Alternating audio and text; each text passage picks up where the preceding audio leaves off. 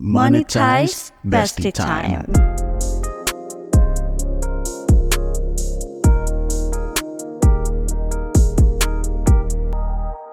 Hi, my name is Dynamite. Hi, my name is Jordan, and this is Monetize Bestie Time Episode. 1. Ayun. Oh my gosh. Ayun.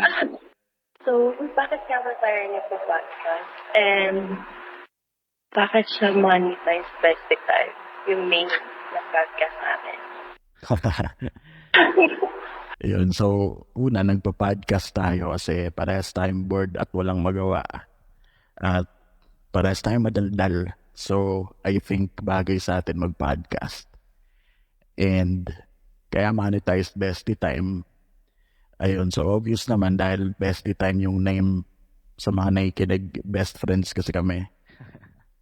And madalas kaming mag-usap ng mga bagay-bagay na feeling naman namin may sense.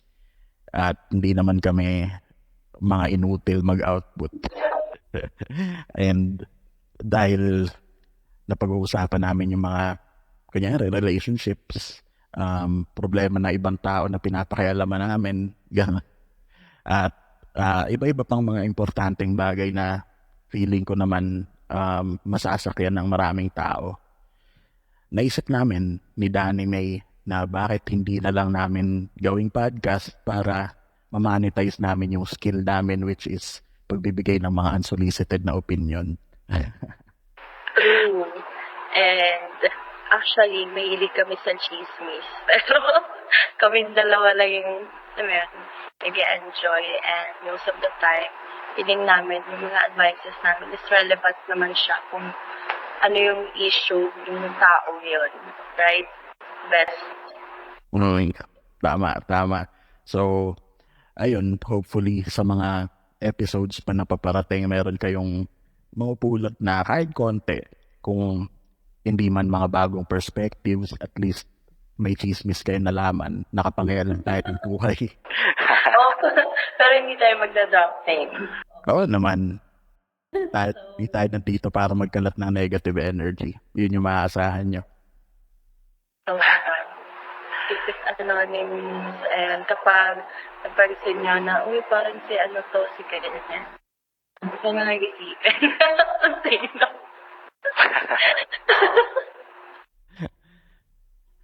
Ayun. So ngayon, sa una nating episode, ang naisip namin na pag-usapan ay mga bagay na related sa relationships, mga taong nangihingi ng relationship advice. So saan pa nga ba tayo makakakuha ng mga ganong kwento? Saan pa nga ba nakakapaggatas ng content? Joke lang. Kundi sa Reddit.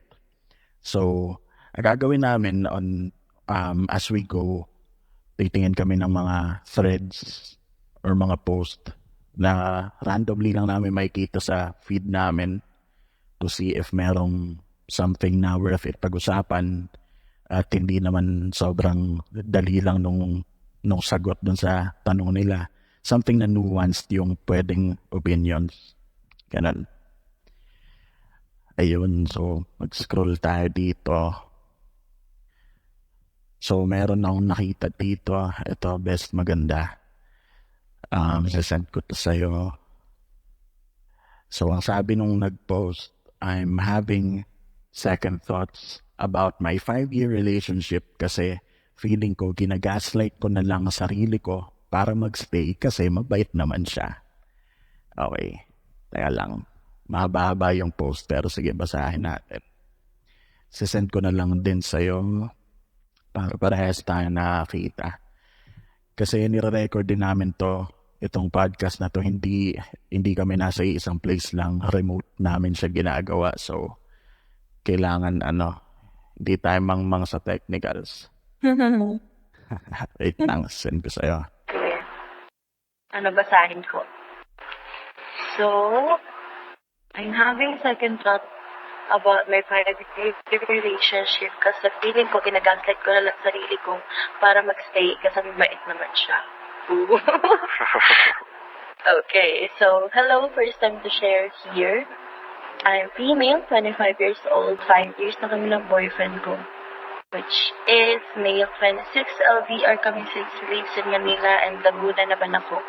This has been my issue for the longest time sa relationship namin. Yung lack of effort niya and pag-uusa. Hindi ko alam if it's just nonchalant or wala talaga siya para sa akin. Because maybe it's too comfortable. Okay, tama ba? Pronunciation ko, best. Tama. Ayun, okay. Na hindi ko siya iiwan. Last December 2023, hindi ko talaga napigilan yung toyo ko and I directly asked him if hindi na ba talaga ako makakatanggap ng flowers sa kanya kahit kailan.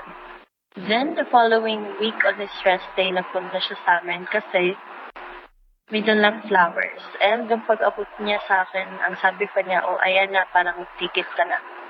Goodness! Nawala agad yung kilig ko and I just feel down.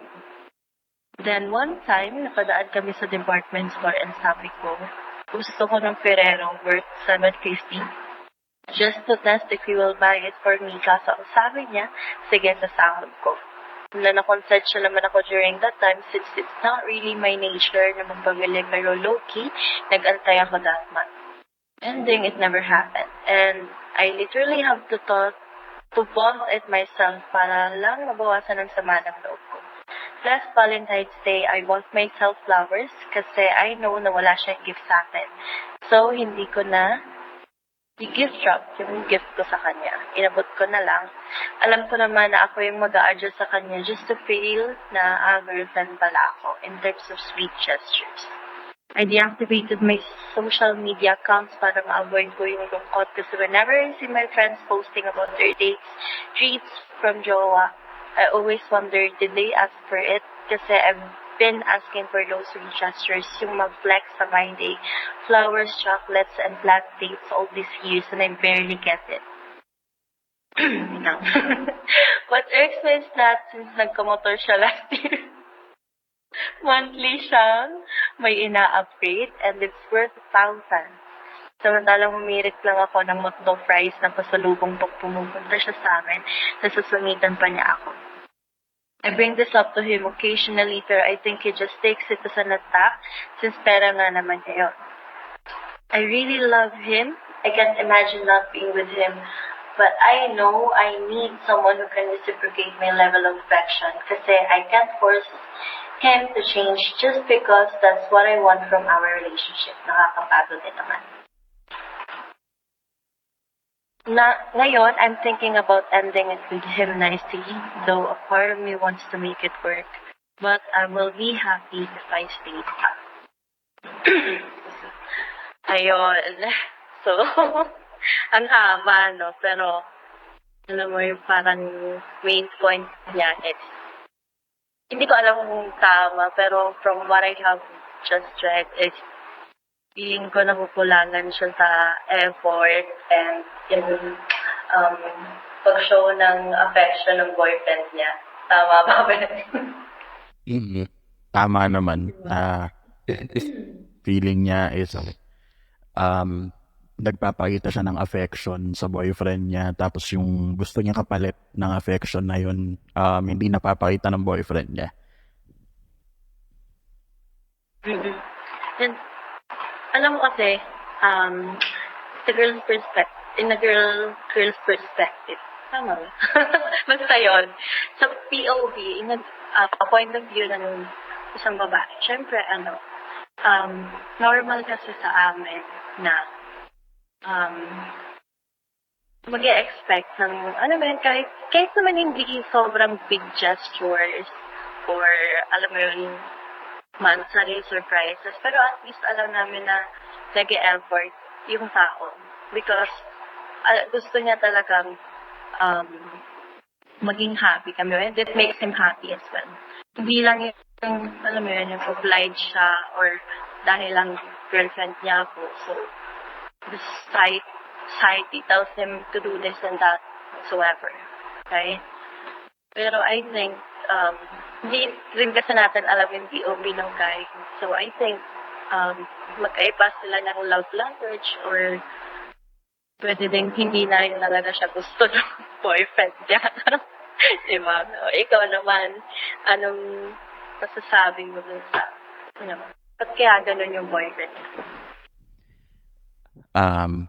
So, perspective ng guy, para sa akin talaga, tingin ko masyadong comfortable yung guy sa relationship nila.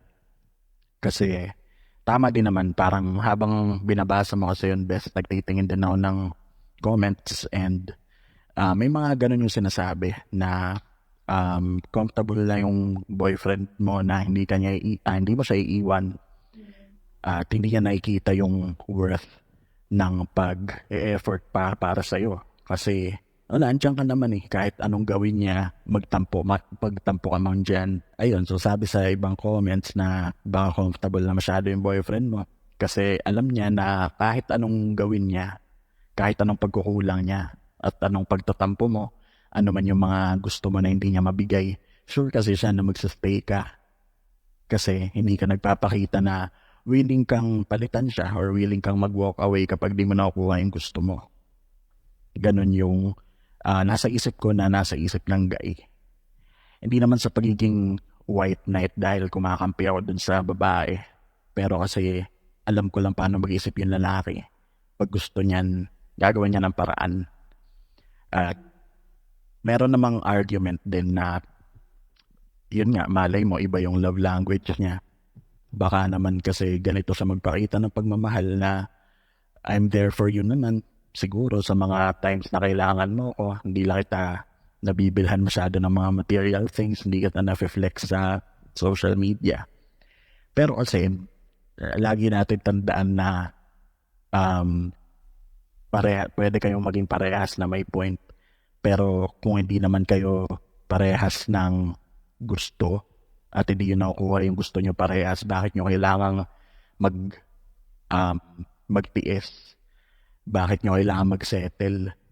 Kasi pwede rin may mga magsabi dyan na may mga arguments ka rin kasing maririnig from somewhere else. Yung mga tao sasabihin na hindi naman na kailangan i-flex on ng boyfriend ko sa my day niya or sa stories. Kasi alam ko namang mahal niya ako. Or andyan na mabait naman kasi siya sa akin. So kahit marami siyang pagkukulang, okay lang kasi mabait siya o responsable siya.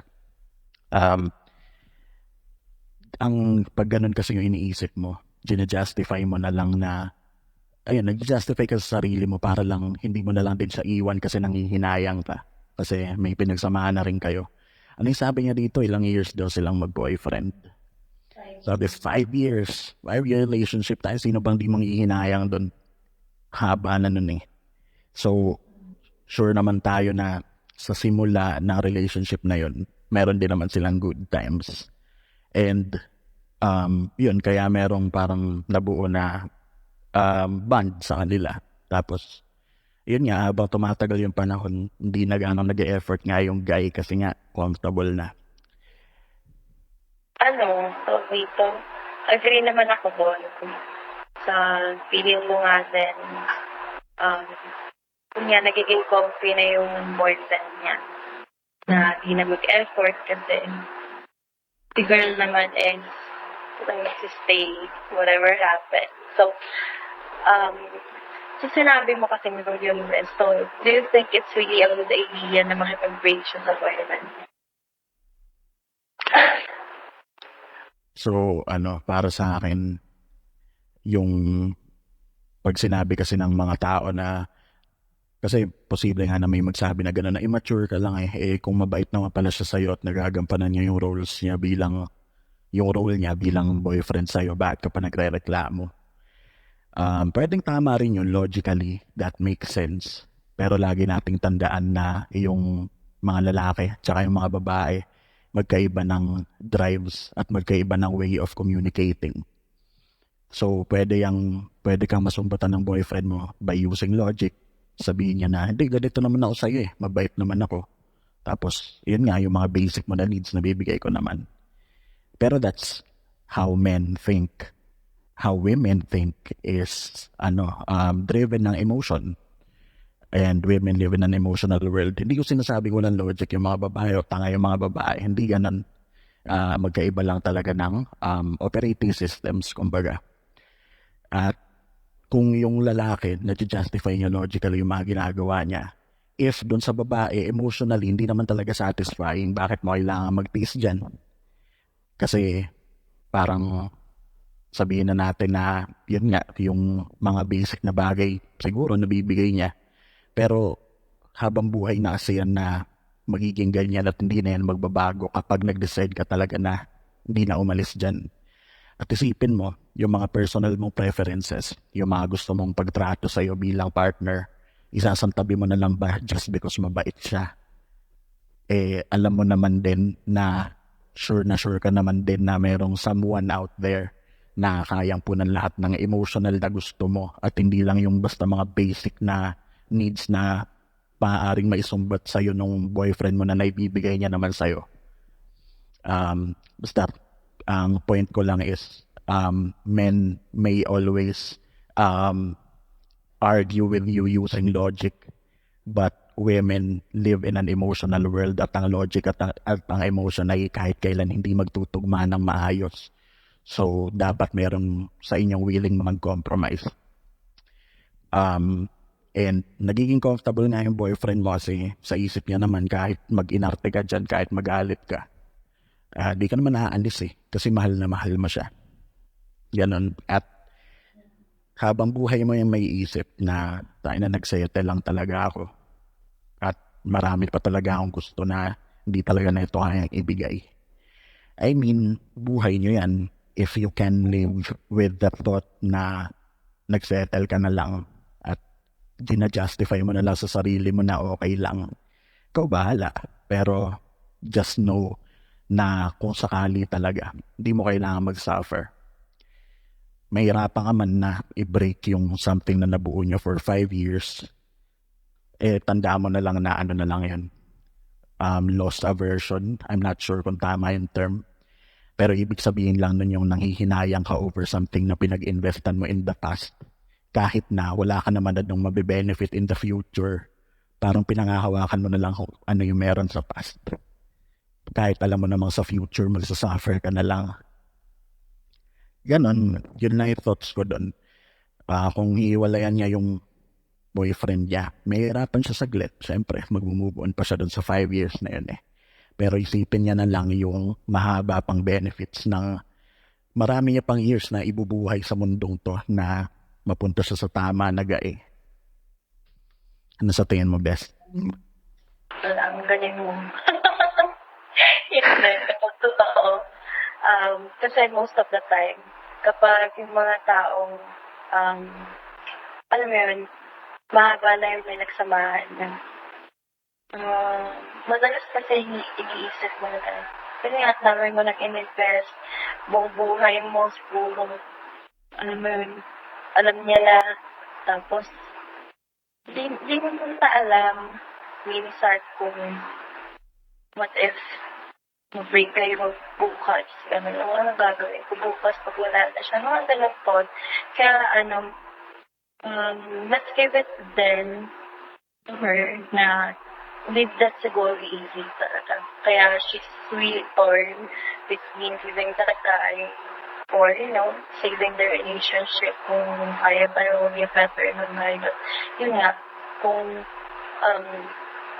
hindi din naman siya magpapakita ng willingness na, alam mo yun, meron, she can give anytime. Kung hindi ko babago yung boyfriend niya, hindi nangyayari sa kanila. Pero, yun nga, pinagkatama din yung, kasi, para na sa akin, alam mo sa best, romantic type. So, alam mo yun, pag sinabi kasi natin love, although love is hindi lang naman siya about happiness and love. Pero, alam mo, love is a positive, kasi siya, feeling, di ba? So, if you're loving someone, most of the time, dapat happy ka. At least, alam mo yun, although, may mga times na di kayo magkakaintindihan or may hindi ka gusto sa kanya, pero may nililama ko talaga dapat yung, alam mo yun, yung positive na feeling or yung happiness sa relationship mo. Kasi kung puro na lang ganyan, puro ka na lang questions, you know, naman ng mga what if. So, maybe you're not really compatible or, yun na, maybe you're looking for someone na, I mean, yun nga, ito may point ka, pero the better word or I think ano may suitable na word na this. There's no really someone better. Kaya, parang ganun. Kung talagang hindi kayo compatible, kung when yung relationship nila, I mean, kung mag-end na yung 5-year relationship niyo, that's okay. Kasi it's not really the end of the world. And isipin mo na lang, girl, na hindi lang naman siya. Dapat yung, alam mo yun, yung iniisip mo, ganun, ang dami mo pa pwedeng gawin. And lalo na kung mabubuhay ka pa naman ng ilang taon na nga ba siya? Ilang taon na siya? 25 o what is another 25 years, diba? Kung hindi ka na talaga masaya sa boyfriend mo, and sasagla na lang sa thought na bait naman siya, ganyan. E paano kung yung maghihintay pala sa'yo is mas mabait, mas caring, alam mo yun, mga ganun bagay. So, take the risk.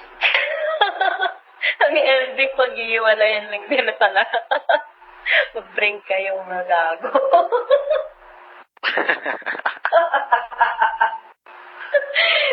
Yun na.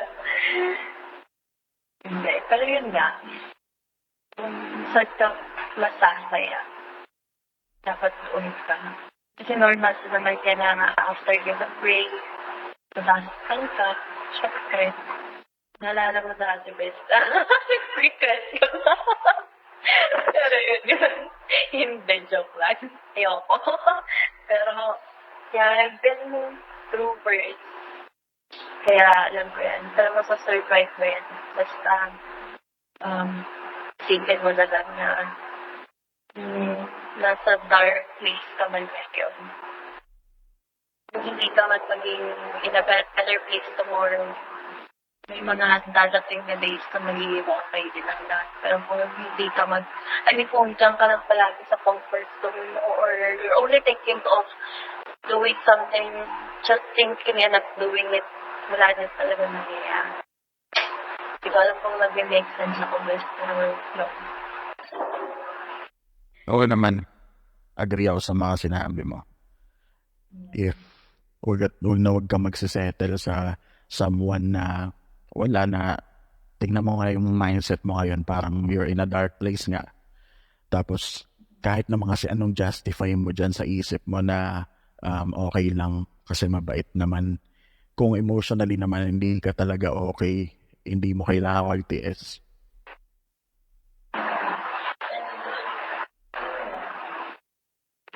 Point na naman kasi is you should be questioning something na alam mo sure ka, di ba?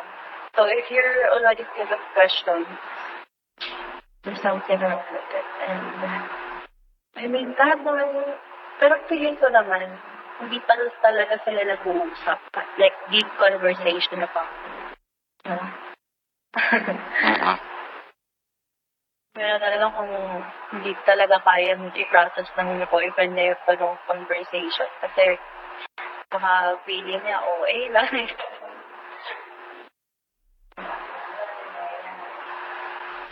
Yan din yung nasa isip ko actually. To add to the points na nasabi na natin kanina, wag mong hahayaang ma-invalidate ka. Lahat ng emotions mo valid.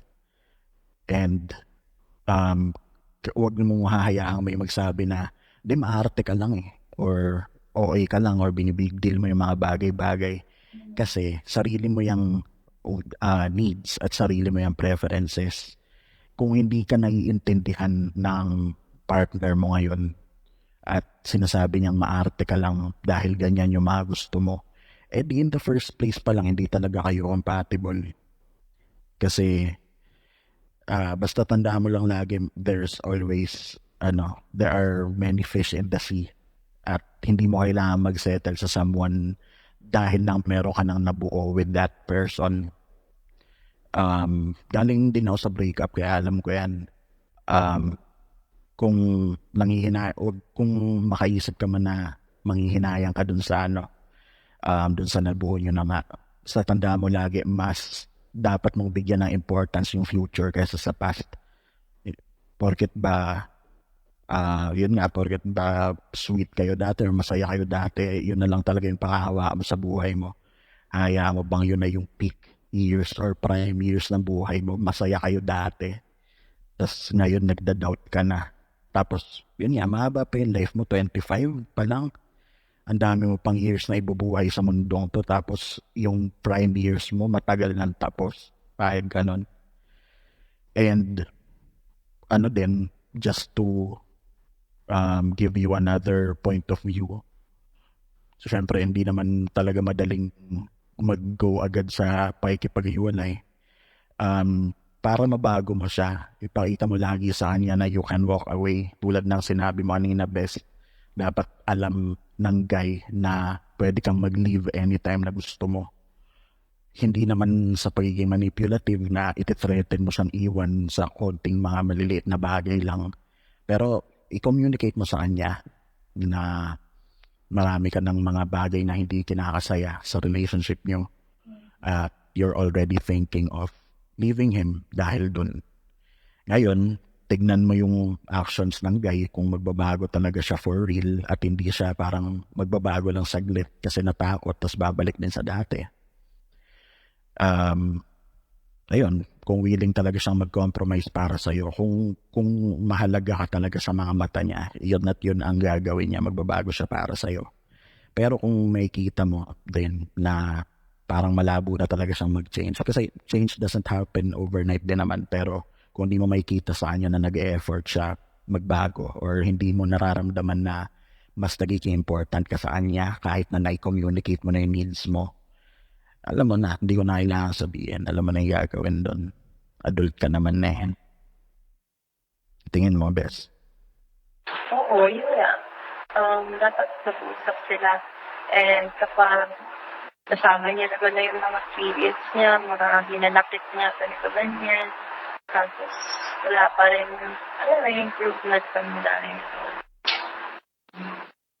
Just end it already, girl. Marami pang iba dyan. Doon din papunta yun. Pero at least, diba natapal natin. Hindi mo naman kasi siya pwede basta-bastang advice na iwan mo na yan, ganyan. Kasi hindi din natin alam kung anong mangyayari after nila mag-usap. Malay mo, maging okay din sila ng boyfriend niya, gano'n. May miracle na mangyayari, biglang, effort sila, gano'n. Pero there's another side din na baka wala na talagang spark or naghihintay na lang, hinihintay na lang guy na sabihin niya, sige, mag-break na lang tayo. Pwede din naman yan, di ba? Possible din naman yan. Oo. Yun. Communication is the key. Always. Talaga. Whatever happens, wag niyong hahayaan na maghiwalay na lang kayo nang hindi mo na talaga kayo nag-uusap na maayos. Sa lahat naman ng bagay na pag-uusapan. And hindi naman porque nag-uusap kayo, pag-aawayan nyo na yun. Pwede naman kayo mag-usap ng mahinahon kasi in that way, you can really express your feelings. Pero kung, alam mo yun, mahirap din kasi makipag-usap sa taong hindi bukas yung isipan. Ganun. And, alam mo yun, napaka-surface level lang ng kaya niyang i-handle.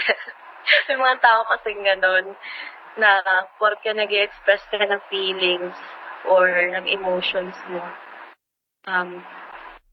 imbes na intindihin ka nila, ang ginagawa nila is parang they're only thinking of their sarili lang din nila. Parang ano ba yun? Parang, alam mo yun, parang imbes na ikaw yun, parang iaanan nila din yun sa sarili nila. Hindi ko maano yung tamang term. Pero, yun nga. Dapat pag nag-usap kayo, yun talagang pareho kayong mag-express ng feelings. Yung marinig mo din yung side niya kung ba't kaya siya ganun. Ganyan. Hindi yung pag kinausap mo, sasabihin lang sa'yo na, oo, mo naman. Ba yan? Kailangan pag-usapan. Huwag yun naman. Kasi hindi talaga mare-resolve yan. Pag ganyan ang sagot sa'yo, lagi, ayun. Yun na. Walang ibang sasabihin kundi, iwan mo na yan, girl. I agree. Talaga. And if ever na gagawin mo nga na makipag-usap talaga sa kanya ng seryoso, just stand your ground. Huwag kang madaling masusway ng kung ano-ano. Kasi, alay mo, sweet talker yung boyfriend mo. Kung galit ka saglit tapos konting uto sa'yo, bati na naman kayo, mahal na mahal mo na naman siya. Stand your ground. Lagi mong tatandaan kung kagkakausapin mo siya na huwag mo hayaang ma-invalidate ka niya. Huwag mo hayaan na sabihin niyang maliliit na bagay lang naman yung pinoproblema mo. Tandaan mo, your emotions are valid and what you want is what you want at hindi yun dapat maliitin na kahit sino. Yeah. Galing mo. Ayun na nga napapa tayo sa first episode nung pero sige lang. Pero sana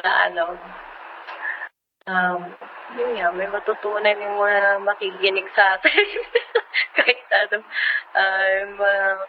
most likely yung conversation natin is all about sa kung anong random topics lang. Ayun. Pero, masaya ka bang ginagawa natin? Oo naman. Kasi bukod sa meron tayong mga natututunan about sa mga perspective ng mga tao, at the same time, nakakapangialam tayo ng buhay. Yan, that's the main goal. hindi po talaga kami mababait, huwag kayong mag-expect. De, joke lang. Pero yun, so hopefully sana kung sino man nakikinig, sana meron kayong mga bagong point of view din na hindi nyo naiisip before na ngayon nakakonsider nyo na and ayun, go best. Lang, actually, itong part, kaya lang naman ako pumayag sa podcast na to. Wow, pumayag. Grabe, sawa na ugali. Hindi, matagal na kasi natin itong pinag-usapan. And, yun nga, syempre, parang, lagi naman tayo nag-uusap mga ganitong oras, di ba? So, minsan, may sense ka naman kausap. May sense din naman ako. Grabe sa minsan Tampo agad din, joke lang. Lagi. So, feeling ko, may feeling talaga akong magiging relevant tayo. Kahit napaka-useless talaga. Hindi ko alam. Pero, yun nga. Sayang kasi yung mga ideas natin, di ba? Tayo lang lagi yung nag-exchange. So, dapat sinishare natin siya. Kung may mga hindi mag-agree, that's fine, di ba? Pero, I know na this is going to be, fun, and mag-enjoy talaga tayo kasi nag-enjoy na nga tayo na nag-uusap sa kung ano-ano munang bagay, and pag may nababasa tayo something, ganyan, pinag-uusapan natin, and nagko-comment tayo about it. So, let's just share it to others then, and let's see if kung may mga pareho ba natin na tama ba yung perspective natin, or there are other people that can share other point of views or perspective na may sense. So, di ba? Edi, ang ganda nun. Kasi, it's like a healthy, tawag dun? Healthy exchange of ideas.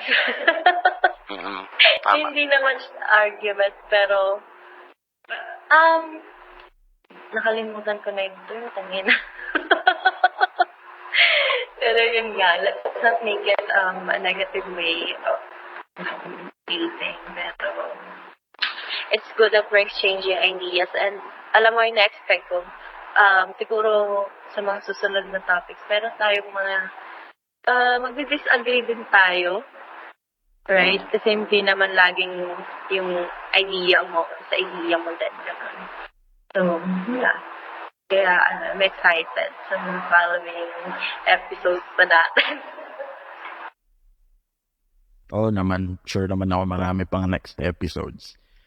And naisip ko lang din na this takes din a certain level of siguro skill kasi hindi naman lahat ng tao nakakapag-usap ng kunyari magkaiba yung opinions nila. Hindi naman lahat ng tao kaya makipag-usap ng matino kapag ganun kasi madalas yung mga nag-aaway. Pero that's what we're here for. Yun, parang different perspectives nga, and siguro nag-agree lang din kami sa topic na to kasi same kami ng naiisip probably. Pero yun, sure naman ako may mga mapag-uusapan pa tayo na mga bagay na hindi talaga natin mapag-aagrihan. That's okay kasi yun nga, a healthy exchange of ideas lang naman to. Hindi naman porket hindi tayo nag-agree sa isa't isa kailangan hindi na tayo friends kasi hindi naman tayo ganun kababaw.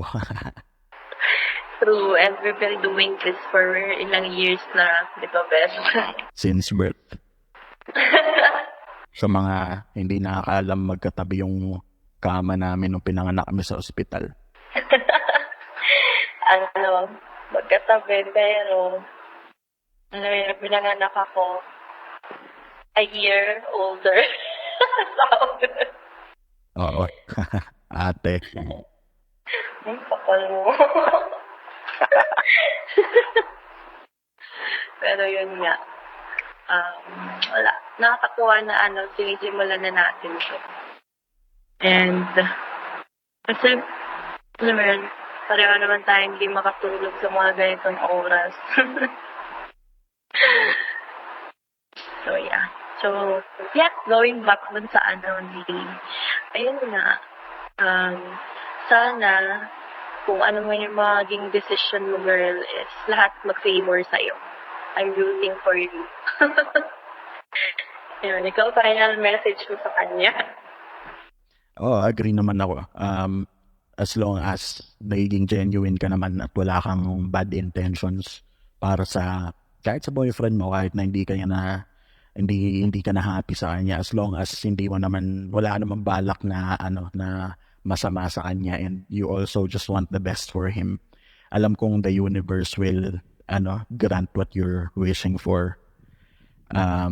Basta dapat lang i-execute mo lahat ng gusto mo sa maayos na paraan. Ayun, makukuha mo rin yung mga gusto mo. Basta stay on track lang, huwag kang papadistract at huwag kang magpapa-influensya sa ibang tao. Yun lang. And ayun, closing remarks din para sa first episode ng podcast na to. Ikaw, best, nasabi mo na ba or anymore? Wala, alam mo to first episode, akala ko, na-expect ko nga, trial and error. Yun. Na-expect ko na, gusto ko lang siyang simulan din, gusto ko siyang gawin. Para ma-check ko kung talagang suitable ba ako, or, fit ba ako sa ganito. Kung gusto ko pa din ba siyang gawin sa susunod after this. Pero, to be honest with you, I'm really excited sa kung ano man yung mga next episodes natin. And I know mapag-uusapan natin siya ng maayos. So, itong first episode na this, pagpasensyahan nyo na kung medyo, alam mo yun, lumiliko-liko pa yung mga conversation. Pero, I know na sa mga susunod na episodes, wala. Magaling naman tayo pareho, di ba? So, kaya natin yan. Ikaw ba, gusto mo pa din mag-second episode? Parang hindi na eh. Hindi, joke lang. Naman, excited ako kasi, alam ko nga na yung mga opinions natin, hindi naman, hindi naman, alam mo yun, hindi naman siya walang silbi, ganun. And wala, siguro personality trait lang din natin dalawa na na we like to be heard. Kaya kaya parang good idea talaga na mag-exchange tayo ng ideas at publicize. And ayun, I'm excited din. Tsaka okay lang naman kahit paliko-liko yung mga sinasabi natin or dahil sa sidetrack tayo kasi that's what makes the podcast human and natural. Yeah. E di sana sa ChatGPT ka humingi na advice. Gusto mo nang diretso. Totoo. That's what AIs are for. So, mas better but then kung you're talking to a human being. Kasi we're just being real, di ba? Yun, totoo. Wala nang tatalo pa sa pagiging real ng isang tao. Ayun, so dito na nag-end ang ating first episode ng Monetize Bestie Time. At ayun, kita-kits next time. Yeah, bye! Monetize Bestie Time.